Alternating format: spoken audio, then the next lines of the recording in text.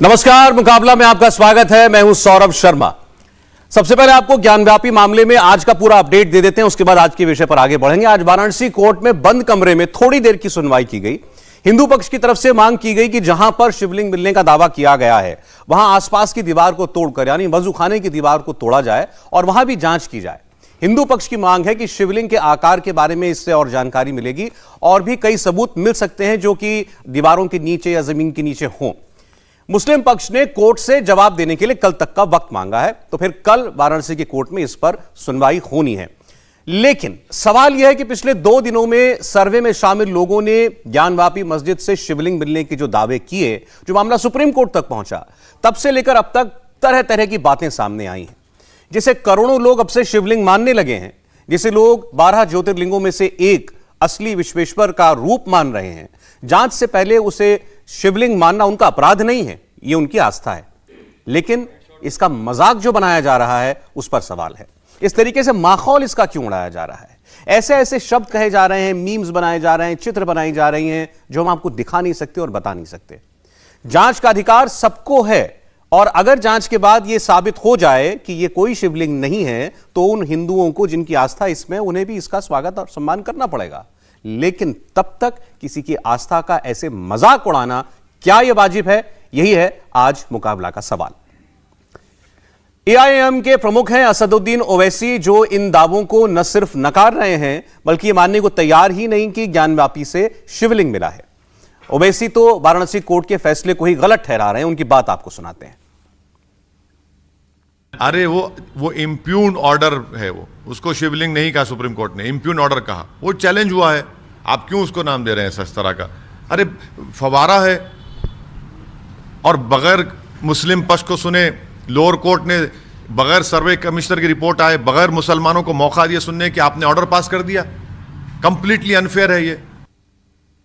यही सवाल अगर ओवैसी साहब से पलट के पूछा जाए कि बगैर रिपोर्ट सार्वजनिक हुए, बगैर रिपोर्ट कोर्ट तक पहुंचे, बगैर उस शिवलिंग की तथाकथित कह लीजिए शिवलिंग की जांच किए बगैर वो फव्वारा किस आधार पर कह रहे हैं, तो ये दोनों पक्षों पर लागू होता है। और अब असदुद्दीन ओवैसी की पार्टी के एक नेता है दानिश कुरैशी, उन्होंने इतना भद्दा ट्वीट किया कि हम आपको नहीं दिखाएंगे। दानिश कुरैशी एआईएमआईएम के प्रवक्ता हैं, अहमदाबाद में रहते हैं। पुलिस ने आज अहमदाबाद से उन्हें गिरफ्तार कर लिया। कुरैशी ने ज्ञानवापी मस्जिद में मिले शिवलिंग को लेकर आपत्तिजनक ट्वीट किया था। साइबर क्राइम ब्रांच ने इस मामले की शिकायत दर्ज की थी।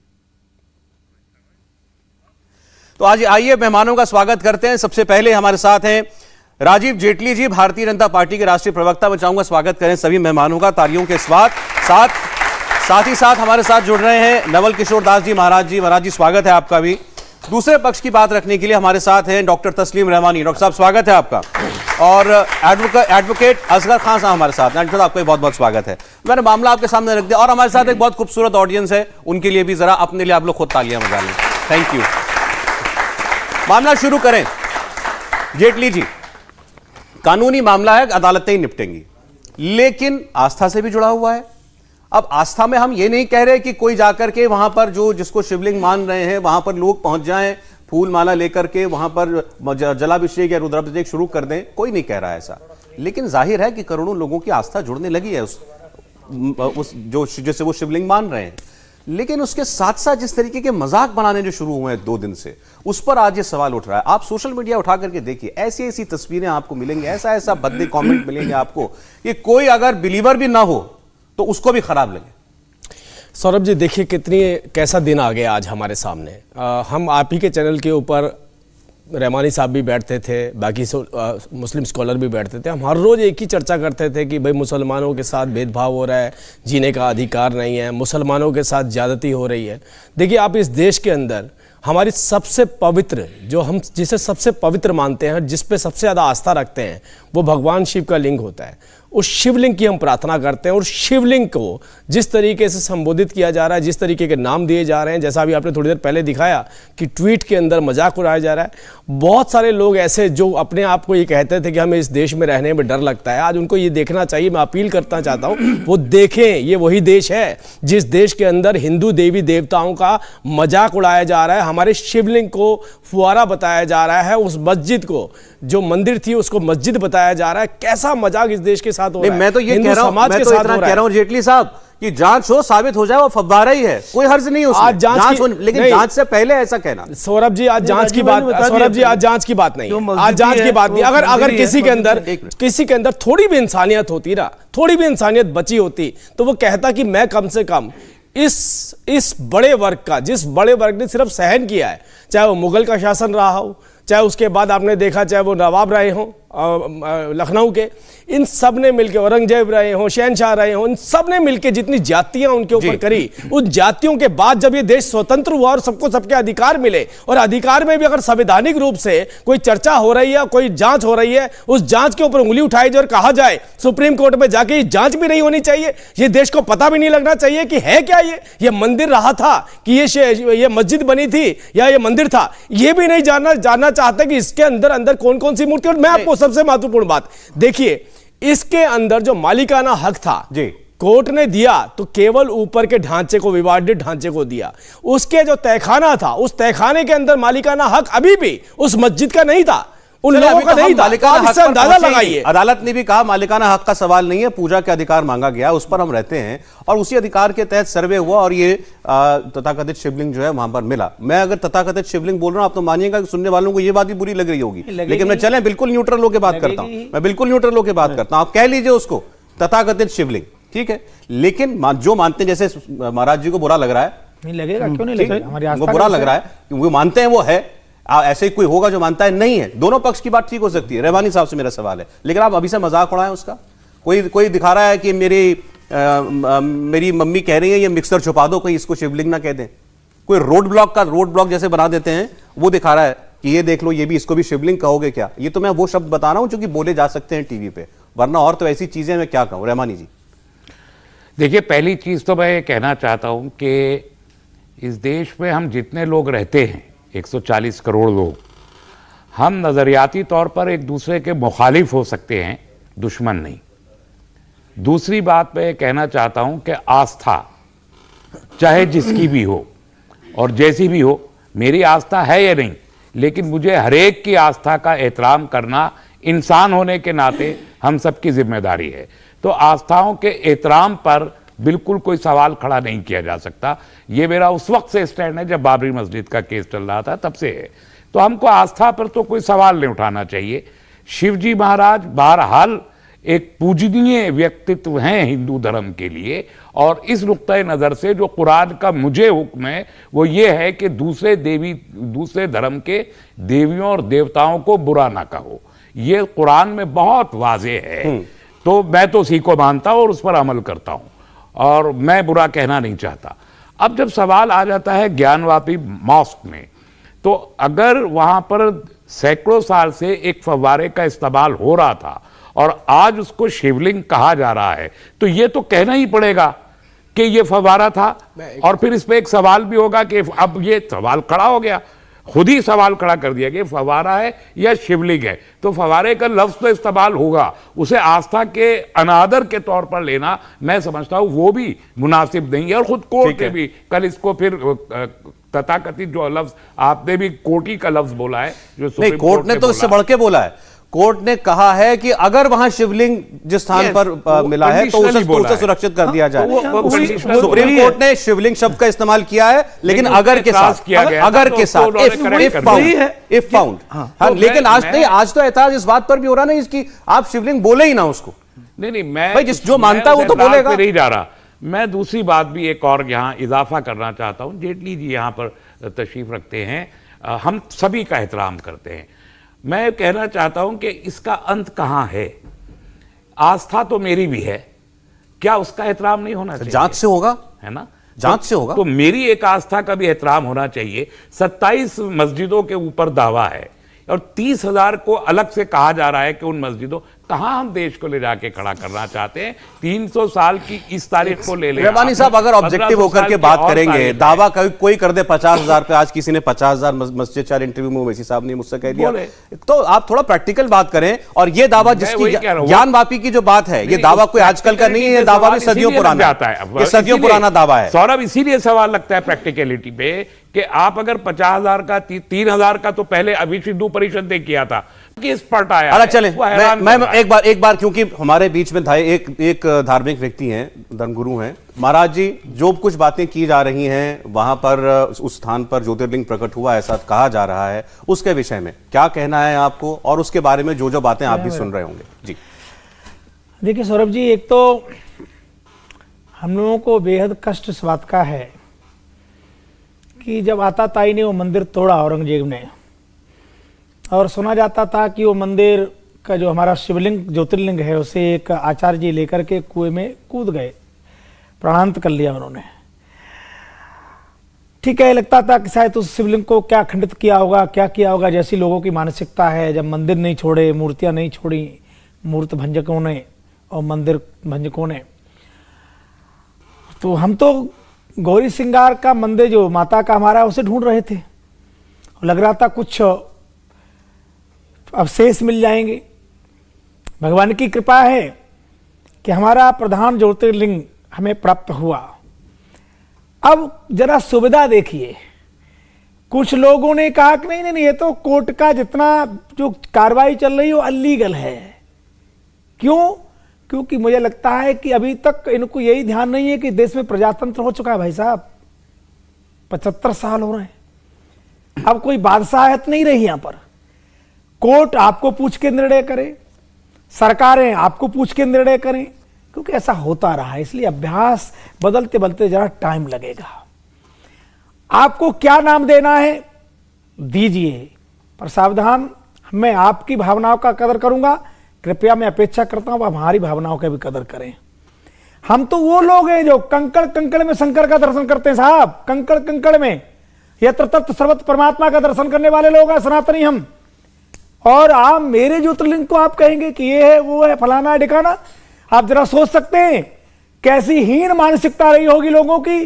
प्रधान ज्योतिर्लिंग को रख करके वहां हाथ पैर धोते थे, कुल्ला करते थे। मेरे बाबा का अभिषेक पवित्र गंगा जल से होना चाहिए था, शुद्ध जल से होना चाहिए था। आपकी अटूट आस्था और विश्वास है कि ये ज्योतिर्लिंग है। निसंदेह जांच अपनी जगह होगी, मैं उसमें कहीं संविधान के बाहर नहीं, कहीं कोर्ट के बाहर नहीं। तो इतना हमने साहब 300 से ज्यादा साल तक धैर्य रखा है, तो हम और 2-4 महीना रख ये सकते सवाल हैं। इनसे हम बार-बार मेरी पूछते हैं। आस्था के साथ खिलवाड़ नहीं ये बात किया सही है, मैं इससे सहमत हूं। शब्द प्रयोग न नहीं, करें। लेकिन जो सवाल इनसे हम बार-बार पूछते हैं कि क्या ये अदालत का सम्मान करेंगे जो फैसला होगा, ऐसे ही आपसे जांच में साबित हो जाए कि नहीं, जिसे आप मान रहे थे वो पवित्र शिवलिंग है वो नहीं है, तो आप स्वीकार करेंगे? साहब क्षमा करना, यदि हम कानून संविधान नहीं माने होते ना तो मेरे भोले बाबा का अभिषेक बहुत पहले हो गया होता।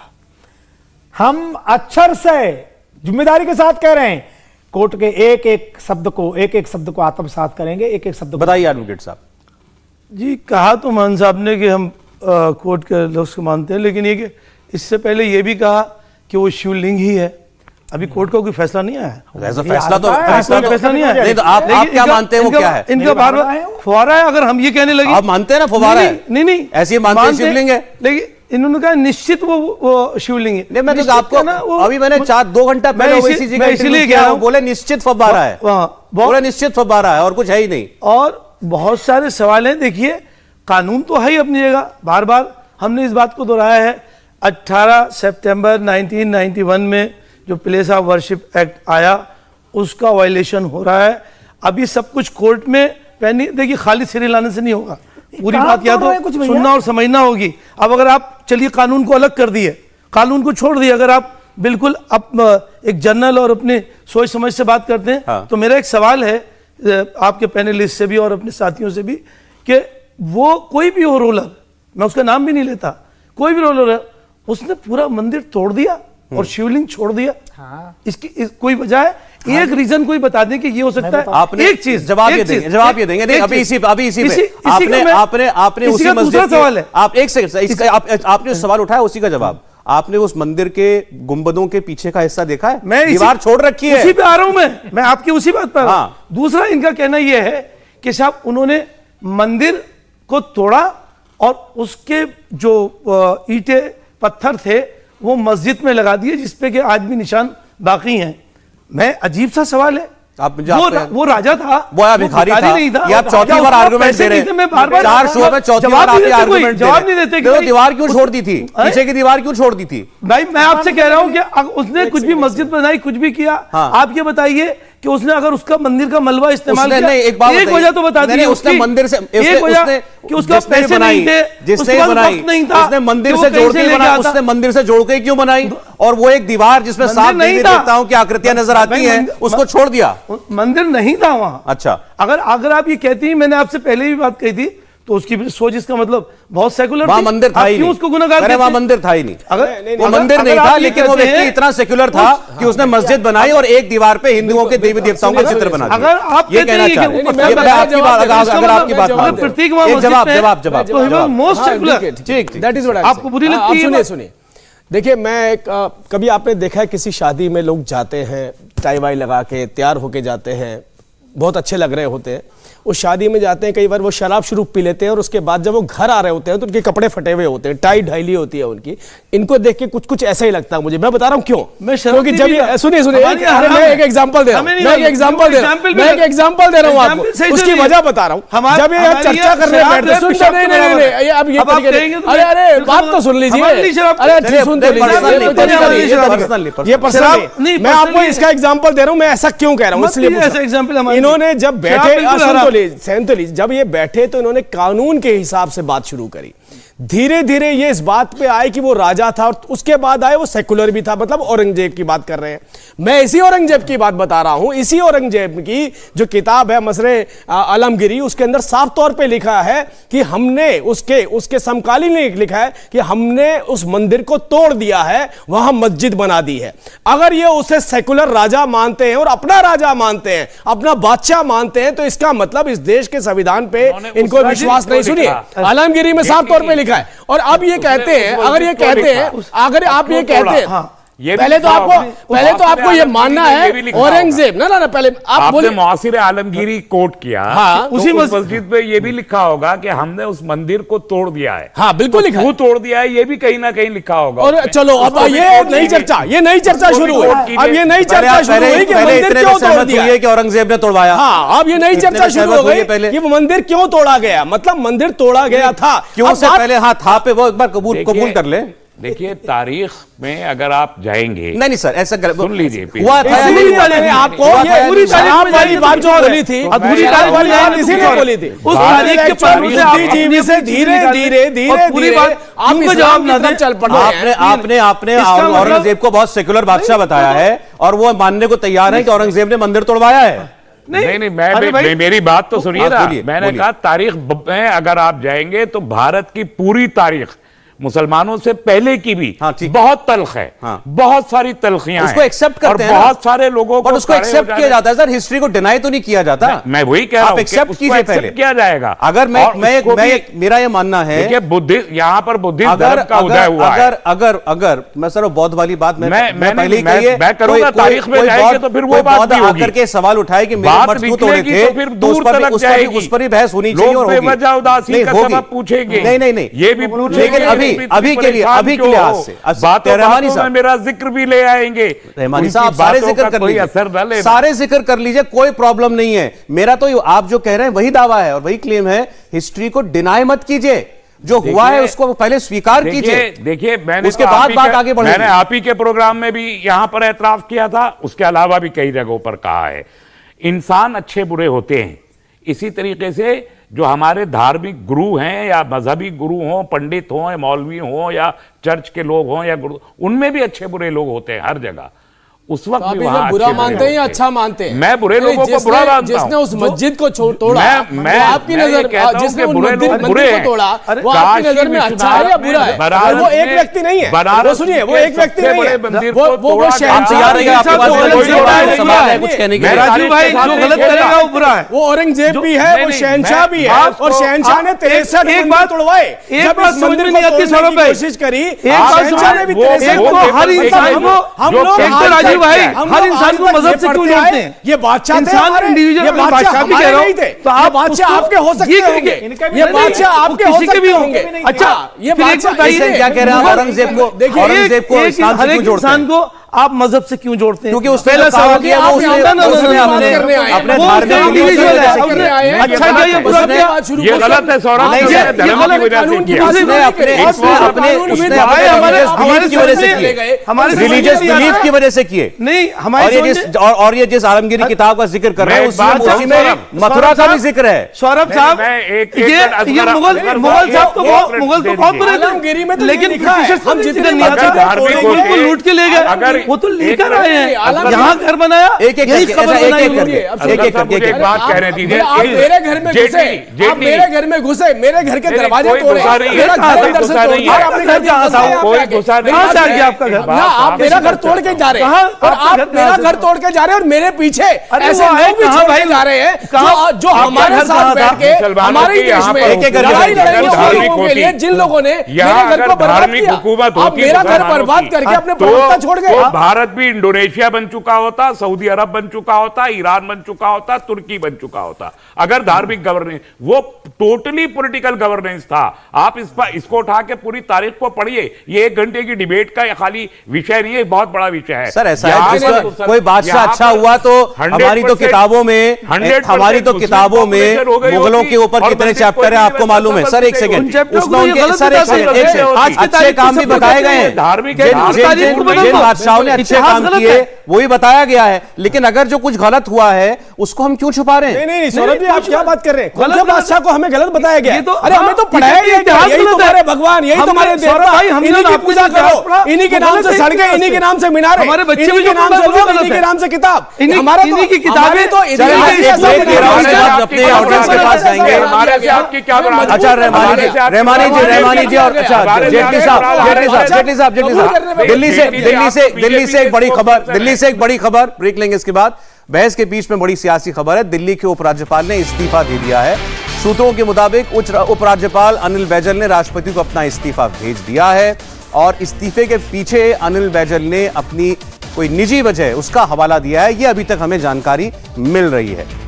मुकाबला में हम बात कर रहे हैं काशी विश्वनाथ मंदिर और ज्ञानवापी मस्जिद में जो अब शिवलिंग प्रकट होने की बात सामने आई है, शिवलिंग के मिलने की बात सामने आई है।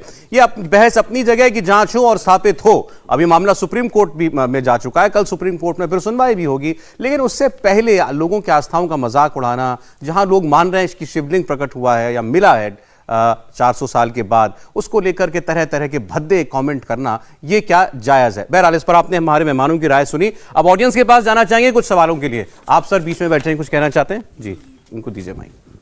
दीजिए सर।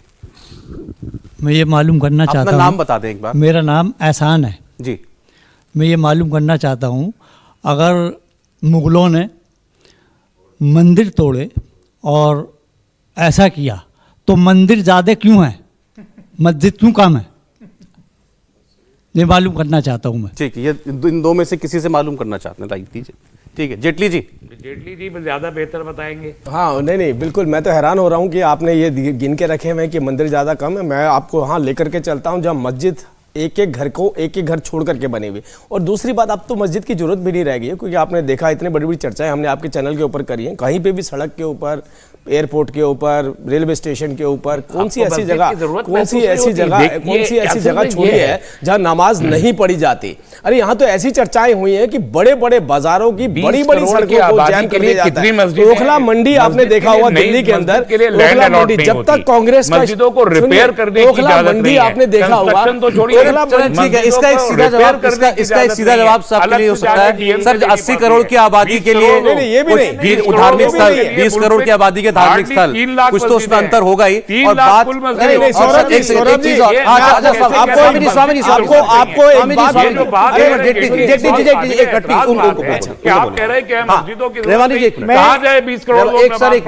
मैं उसका उत्तर देना चाहता हूं। इन्होंने कहा कि मंदिर इतने क्यों हैं, आप ही उत्तर दे दीजिए। 1179 में औरंगजेब ने मस्जिद तोड़ी थी कि मंदिर तोड़ा था? क्या इतिहास कह रहा है, जरा पढ़ लो। क्या तोड़ा था? बाबर ने क्या तोड़ा था? देखिए हिंदुस्तान मंदिर ही में तोड़े कोई थे। मंदिर नहीं तोड़ा और गया है। जहां तक आपने कहा मंदिर अगर ज्यादा मंदिर है, तोड़ने अरे वाले भैया लोग आपके होते- पूर्व जी मंदिर में ही घंटी बजाते थे मोहतरम पहले, स्वामी जी, आपके अगर पूर्व जी मंदिर मंदिर में तोड़ने चल वाले चढ़ाते लोग थे, इसलिए होते तो मंदिर भारत में तोड़े एक भी मंदिर बाकी नहीं मस्जिद बचता। क्यों है? और जहां मंदिर है एक वही भी मस्जिद मंदिर क्यों बाकी नहीं बचता। आप अगर मंदिर राम मंदिर के 700 पास साल जन्मभूमि वहां 700 साल मुसलमानों का रूल रहा है। काशी विश्वनाथ वहां मंदिर मंदिर- बनाएंगे। आप मुझे बताइए आपने बुद्धिस्ट के सवाल कितने किया मंदिर तोड़े और आपसे सवाल हो रहा है। मुगलों ने स्वामी जी, किया। महाराज जी, आपके सवाल का जवाब दे रहा हूं, सुनिएगा। इन्होंने आप सवाल सुन लीजिए। उन्होंने आपसे पूछा, महाराज जी एक मिनट प्लीज, रहमानी साहब एक मिनट, रहमानी साहब प्लीज, रहमानी साहब जवाब दीजिए। वो ये कह रहे हैं आपसे मंदिर तोड़ने वाले मुसलमान नहीं रहे। कि वही मस्जिद क्यों बनी, वो भी खासकर हिंदुओं के उन मंदिरों के बगल में जिनमें सबसे ज्यादा आस्था है, अयोध्या, काशी, मथुरा, वहीं पर क्यों मस्जिद दिखाई देती है चिपकी हुई? एक मिनट सर, स्वामी जी आपकी बात का जवाब, ये भी एक एक मिनट सुनिए। भाईचारे का हाँ, ये भाईचारे का सबूत है उस जमाने का कि उस मंदिर के- जमाने में मंदिर ऐसा के बगल में भाईचारा था। मस्जिद।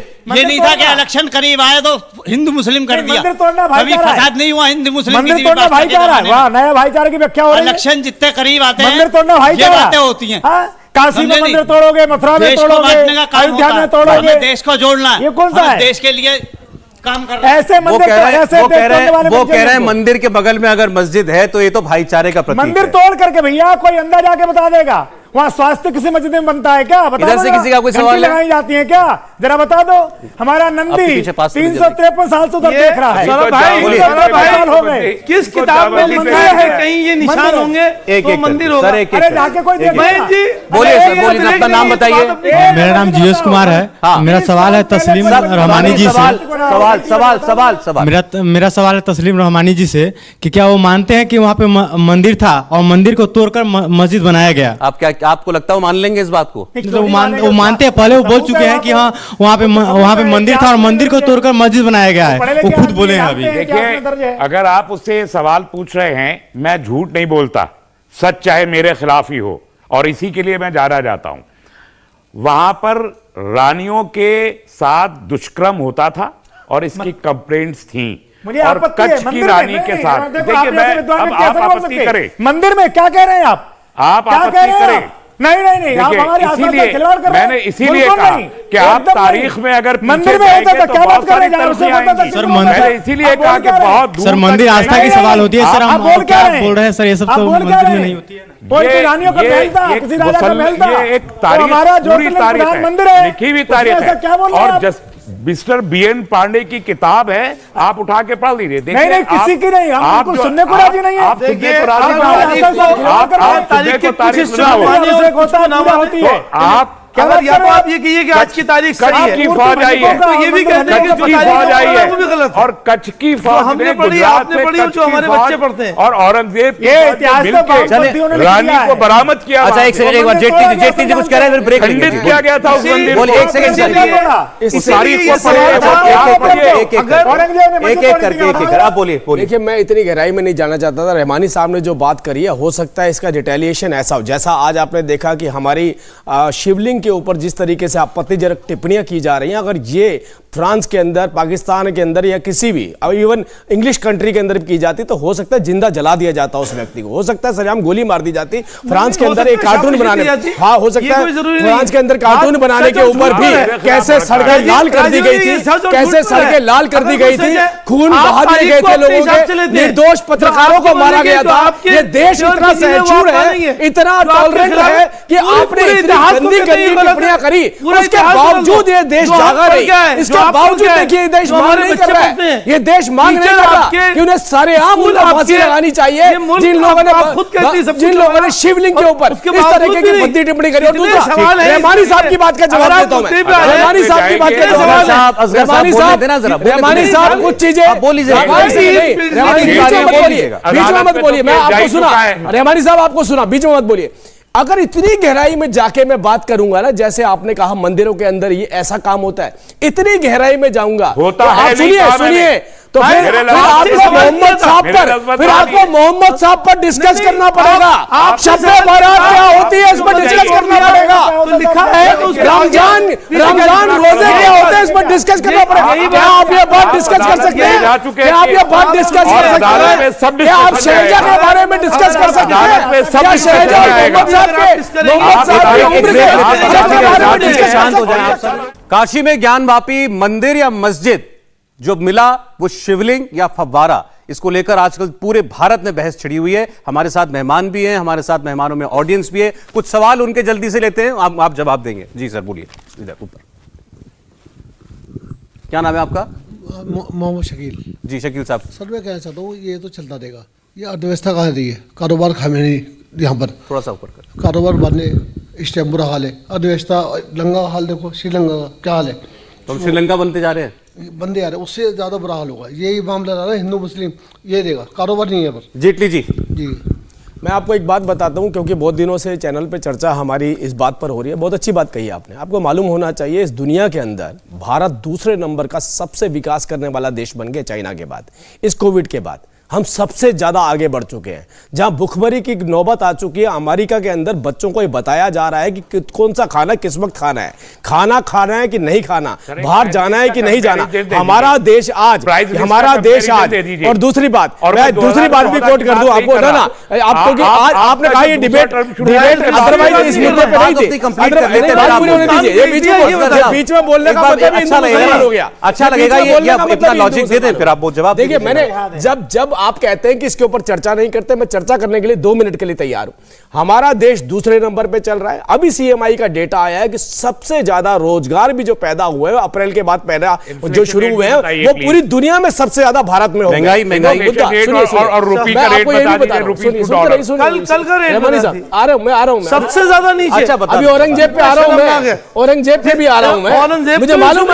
मुझे मालूम है आपको पीड़ा हो रही है। उपलब्धियों पे चर्चा नहीं होनी चाहिए, दायाशिकों पे चर्चा नहीं होनी चाहिए। अब आप जो सवाल आप चाहते हैं वो जवाब दें, इसे कहते हैं उससे उन्हें रोक रहे हैं। ना विकास उनको जवाब देने दीजिए। आपने कहा महंगाई का क्या रुपया भेज दिया, इंश्योरेंस भेज दिया, स्कूल भेज दिए, रेलवे स्टेशन भेज दिए, एयरपोर्ट भेज दिया, अडानी के होल्डिंग लगे। ये है जो आप उस बात पर नहीं पहुंचने देना चाहते, ये है जो उस बात पर नहीं पहुंचने देना चाहते। ऐसे कोई बहुत तरक्की की हिंदुस्तान में, बहुत तरक्की की है। अच्छा पहले वो पूरा हिंदुस्तान भेज ऊपर वालों तक बाइक दिया, जाती स्कूल है। तक के भेज दिए बच्चों के। सबसे पीछे भुखमरी हो रही है जी सर, करेंसी बदलेंगे। हाँ आप बैठ जाओ, काम करेंगे। क्या नाम है आपका? सर मेरा नाम राहुल ओझा है। मेरा सवाल ये है कि सर ने बीच में 1950 एक्ट के बारे में बात की थी, जो कि AMSR एक्ट है।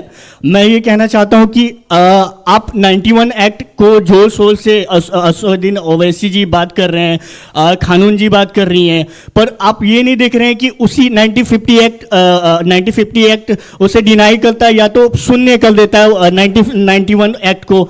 आप इस पे और ये सर मिसलीड करना नहीं हुआ सर? एग्जैक्ट नहीं बेटा, 1991 का एक्ट अगर आप पढ़ेंगे तो उसमें जो है मोनूमेंट्स को एग्जेम्प्ट कर दिया और ये मस्जिद उसमें नहीं आती। मोनूमेंट्स में नहीं है। और दूसरी चीज ये कि 1991 में पार्लियामेंट ने बनाया, सुप्रीम कोर्ट ने इसे मोहर लगा दी थी। भाई वो बिल्कुल पक्का है। जब ऐसा मामला चला था तो सुप्रीम कोर्ट ने बाकायदा स्टैंड किया था। मुसलमानों के कानपुरी आपने पूरा उसमें डिटेल ऑर्डर है, मेंशन है उस पूरा कानून में दिया। सर आप एडवोकेट है, मैं आऊंगा आपके पास सवाल लेके इस पर एक बार। एक सेवानों के कारण पूरा कानून बदल दिया गया था। तुम्हारी आस्था का विषय। आप कह रहे हैं 91 कानून नहीं बदला जा सकता? आवश्यकता पड़ेगी तो बदला जाएगा, क्यों नहीं बदला जाएगा? आवश्यकता पड़ेगी तो बदला जाएगा। मैं बताऊं आपको इस पर दलील क्या दी जाती है। ये तो पॉलिटिकल बात है कि सरकार चाहे तो बदलवा ले, ताकत है बदलवा सकती है, लेकिन कानूनी तौर पर जो इसके खिलाफ लड़ रहे हैं वो उनका कहना ये है कि इसमें हवाला दिया गया है कि अगर आप स्वामी जी एक मिनट, उसमें हवाला ये दिया गया है उस कानून में कि आप पहले तो कानून कहता है कि 1947 के बाद से जिस भी धार्मिक स्थल का जो कैरेक्टर था, हिंदू मुसलमान सिख जो भी वो था, गुरुद्वारा था, मंदिर था, वही रहेगा, उसको बदलेंगे नहीं। एक अपवाद था अयोध्या, वो मामला निपट गया, लेकिन वो कहते हैं और जो स्वामी जी भी कह रहे हैं अभी कि पहले ये तय होगा कि 1947 के वक्त असली उसका नेचर था क्या, वो असल में मंदिर था या मस्जिद था। 1669 से ये नहीं है। 600 सालों से कोई दलील ये ambiguity की जा रही है। नहीं। वो कह रहे हैं नमाज हो रही है, लेकिन कोई ambiguity नहीं है। करेक्ट कर दूंगा आपको, करेक्ट कर दूंगा। इसमें 600 साल जो भी मैटर आर्बिट्रेशन में एक और बड़ा आजादी सवाल से है, पहले गया 70 था। साल हो गए जेटली साहब, आजादी एक से को। एक बोल दीजिए। सब सो रहे थे। 8 साल से इनकी अपनी लाठी अपनी भैंस है, उसके बावजूद भी सो रहे थे, कोई सवाल नहीं हुआ। ये आज ही क्यों उठा है और उसी वक्त क्यों उठता है कि जब फिर एक नए इलेक्शन की तैयारी होती है? ये 2024 की तैयारी है या ज्ञानवापी मस्जिद है? 2024 की तैयारी या ज्ञान मस्जिद? इधर से इधर से इधर से ज्ञानवापी मस्जिद या ये बीच में 2024 इलेक्शन की तैयारी? चलिए सर, सवाल बैठे रहिए। क्या नाम है आपका? मेरा नाम मोहित चौधरी है। सर और बाबा जी से मेरा सवाल है। बाबा जी, मैं भी हिंदू हूँ और महादेव का भक्त हूँ। अच्छी बात है। आप गलत ना समझे तो पूछ सकता हूँ कि जो शिवलिंग है क्या वो सीमेंट का हो सकता है? नहीं, काय का हो सकता है, उसको आप परीक्षण होने दीजिए। पर एक हम कह रहे हैं काय को सीमेंट का होगा। सीमेंट ऊपर से लगा दिया, दिखाई दे रहा है, कुछ भी है ना, ऊपर से लगा दिया है गुरुजी, ऊपर से लगा दिया है। एक मिनट सर, उनको बोल देना, आप जवाब गुरुजी। दीजिए। एक युग था, एक समय था कि चंद्रमा पे हम पानी ढूंढते थे। आज हम मस्जिदों में मूर्तियां ढूंढ रहे हैं। क्या इससे मस्जिद हमारे में देश की मंदिर है भाई। अर्थव्यवस्था सही हो जाएगी? जैसे मस्जिद है, देश की मंदिर GDP है, बढ़ जाएगी। वो मंदिर है, जो वो मंदिर है, जो मंदिर आज हमारे देश तो क्या हो जाएगा? जो आज हमारे देश का युवा बेरोजगार घूम रहा है, क्या उसको नौकरी मिल जाएगी? यहाँ हमारे युवा साथी बैठे हुए हैं, इनको हम क्या ज्ञान देना चाहेंगे? आस्था अलग है, नौकरी अलग है। उन्होंने कहा, उन्होंने चलो उस पर पहले भाग पे जवाब दे दीजिए आस्था का सर। आप एहतराम एक करते मिनट, हैं जवाब उनका कह दूं क्या शिवलिंग सीमेंट का हो सकता है? बहुत से लोग कह रहे हैं कि वो सीमेंट का जो दिखाई दिया स्ट्रक्चर वो सीमेंट का है। बिल्कुल नहीं हो सकता। हमारे यहाँ यद्यप मूर्ति काष्ठ की भी बनती है, श्रवण की भी बनती है, धातु की भी बनती है, पाषाण की भी बनती है, परंतु बना होगा ना सर। अगर आपका वो दावा है तो बहुत कई सौ साल पहले, 500-600 साल पहले तो सीमेंट इजाद नहीं हुआ था। नहीं, तब तो मतलब नहीं होता। सीमेंट तो तो ऊपर से लगा दिया लोगों ने, निसंदेह है, तो लगा दिया है। वो जो ऊपर जो थोड़ा बहुत दिखाई देता है वो अलग है, वो लगा दिया, वो अलग है, मूल तो अलग है। अच्छा, आप हर वो अलग है, चीज के दिखाई दे लिए रहा एक होता है। आर्गुमेंट सर, दे- जो बोल चुके हैं वो नहीं। अपमानित करने के लिए वहाँ फारे की जगह लगा दिया। चलो, एक यहाँ बोलिए। पर धो रहे थे गद्दियों को। एक सेकंड सर, एक सेकंड, हमें अफसोस होता है अरे भैया, जब आप शिवलिंग दावे से एक मिनट। जब दावे से शिवलिंग कहते नाम हैं, बताइए हमें आपको अफसोस बेटा। होता है। मेरा नाम लक्ष्मी सिंह है। रश्मि सिंह, सवाल आपसे हो रहा है। लक्ष्मी सिंह। सवाल मेरा नाम लक्ष्मी सिंह है और मेरा सवाल रहमानी सर से है। सर, जैसा कि आपने कहा कि औरंगजेब साहब ने मंदिर इसलिए तोड़वाया क्योंकि वहां पर रानी के साथ दुष्कर्म हुआ, तो सर आप एक बात अगर इतिहास के पन्नों को हम खंगाले तो 11वीं सदी से लेकर 15वीं सदी तक विश्वनाथ मंदिर टूटता रहा, बनता रहा। जब मोहम्मद गौरी ने पहली बार मंदिर पर आक्रमण किया तो उस समय कौन सा दुष्कर्म का मामला सामने आया? और सर, अगर औरंगजेब साहब इतने इंसाफ पसंद थे कि अगर औरत के साथ दुष्कर्म हुआ तो उन्होंने मंदिर तुड़वा दिया, तो क्या ये वही औरंगजेब साहब नहीं थे जिन्होंने हिंदुओं पर जजिया कर लगाया?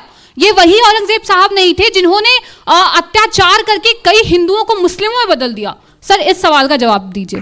देखिए, पहली बात तो ये कि मैं ये अर्ज करूं कि ये जो तारीख आप बता रही हैं जजिया टैक्स की, या जो जनेव के बारे में कहा जाता है कि वो इतने मन जनेव तोले गए इकट्ठा करके और रहता था, ये तारीख का कहीं कोई जवाब नहीं, वो प्रोपेगेंडा है। अगर आपको ये पढ़ाया गया तो मैं उसमें कुछ कर नहीं सकता, क्योंकि ये एक्चुअल हिस्ट्री सर पढ़ाया गया है एनसीईआरटी की किताबों में पढ़ाया गया है। मैं एससीईआरटी की किताबें किसने लिखी? अभी तो सिलेबस चेंज करने के लिए सरकार ने एनसीईआरटी की किताबें मैं बताऊंगा कि मैंने कब पढ़ी थी, मेरी उम्र का पता चल जाएगा।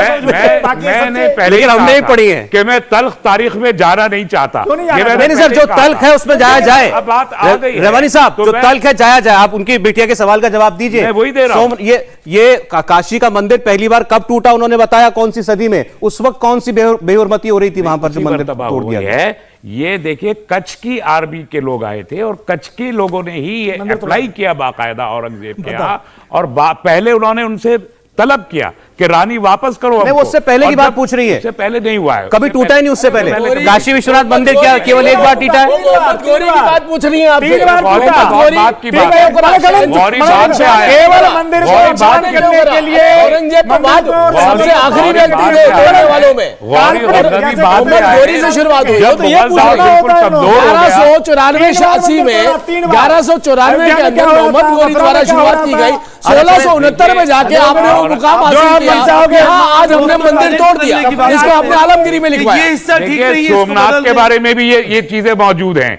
सोमनाथ के बारे में भी ये चीजें क्या हैं चीजें मौजूद हैं? कि क्यों तोड़ा? सोमनाथ के मंदिर में भी वहां भी गलत हो रहा था। केवल मस्जिदों में अत्याचार चलता हो है। रहे थे। ये क्या भाषा बोली जा रही है? अत्याचार हो रहे थे। क्या बोला जा रहा है? क्या है ये? क्या कह रहे हैं रहमानी साहब? मंदिरों में गलत हो रहा है, सोमनाथ मंदिरों मंदिर में कितनी बार तोड़ टूटा? अरे अरे एक लुटेरा आकर के मंदिरों को तोड़ने सोना वाले, लूटता था। ये लुटेरा हजारों अब वो लुटेरे के लिए तो आरएसएस का खड़े नैरेटिव हुए। हमको है, शिक्षा ये देंगे। हिस्ट्री का नैरेटिव संस्कार नहीं है, बताएंगे। ये आरएसएस का आपके नैरेटिव मूल्य में है। जो क्या? आपके मंदिर मूल्य और में है। मस्जिद के बुनियाद महिलाओं पर का सबसे सर, पहले सोमनाथ आती का है। मंदिर, सोमनाथ का मंदिर बार बार क्या वैसा है? लूटने के लिए लुटेरा आता था। ये आप कह रहे हैं कि ये संघ का नैरेटिव है? ये संघ का नैरेटिव क्या है। बात कर रहे हैं और रहमानी संघ साहब? से ये पॉलिटिकल नैरेटिव आज अभी आप कह रहे थे कि ये नैरेटिव बीजेपी को वाले आस्था हिस्ट्री रीराइट कर रहे हैं। मुझे हैरानी है कि आपने कौन सी हिस्ट्री पढ़ी मेरी है? हमने ये तो हिस्ट्री सब को उन्होंने जो वो पहले पढ़ी से है जो पढ़ी चाहते है, थे। जो उन्होंने संघ वही के पढ़ी है जो जमाने चाहते में थे, जो पहले इनकी किया है। सरकारें वही इनको है। पढ़ाती बात थी। की आपके और इनकी जमाने में सब पहले पहले के के जमाने में चले खैर, मैं शुक्रिया करूंगा आपका। वक्त इतना ही था, वक्त इतना ही था। हिस्टोरियन से लिख के वो लाखों लाखों हिंदुओं को तलवार रख करके महाराज जी, जेटली जी, एडवोकेट साहब, रहमानी साहब, बहुत शुक्रिया आपका। गुरु जी धन्यवाद, समय इतना ही था। मैं धन्यवाद करता हूं, आप लोग आए, धन्यवाद आपका। इंडिया टीवी हर वक्त हर जगह डाउनलोड करने के लिए सर्च करें India TV news Google play store या ऐप स्टोर पर।